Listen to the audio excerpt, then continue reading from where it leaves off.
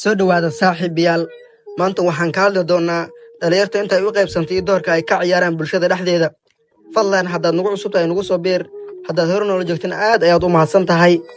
Dhalinyarta jiilka hadda taagan gaar ahaan bulshada Soomaaliyeed dhexdeeda waxay u qaybsamaan 3 qaybood oo kaliya. Lambar 1 kuwa footballka ku mashquulsan oo aan aqoonin qabyaaladda aan bakaruhayn waxa ay tahay waxa iskaga mashquulsan yihiin Arsenal iyo Barcelona iyo Joreriga ay ciyaarayaan. waa dad qalbi wanaagsan mar kastana iska faraxsan ma yaqaanaan wax la yiraahdo cugdad iyo wax la yeelay waa kuwa marna isku dhaca marna iska baashaala.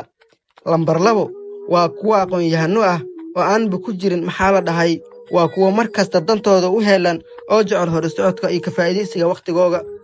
ayagana waa kuwa dantooda ay murjiso ayna ka farxisa mar kasta dadaal ayay ku jiraan oo aan mashquulkooda ayaaba badan.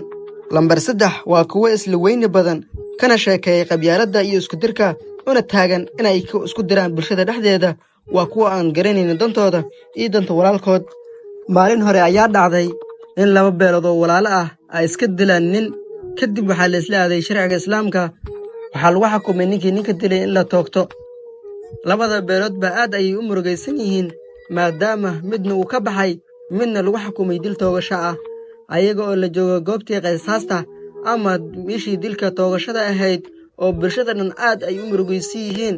mid ka mid ah kuwa qabyaaladaysiga iyo kibirka isla weyniga badnaa ayaaba la soo booday war ninka hala dilo asaga oo markaasi moodayo faan iyo wax wanaagsan.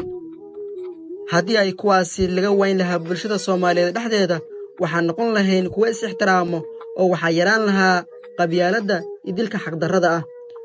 mawduuceena maanta intaas ayuu ku ogyahay. haddii aad nala soo gaartay ilaa ay dhammaadka muuqaalka fadlan hadda naga hilmaamin inaadna siiso muuqaalka xaqiisa fikirkaagana waa noo muhiim.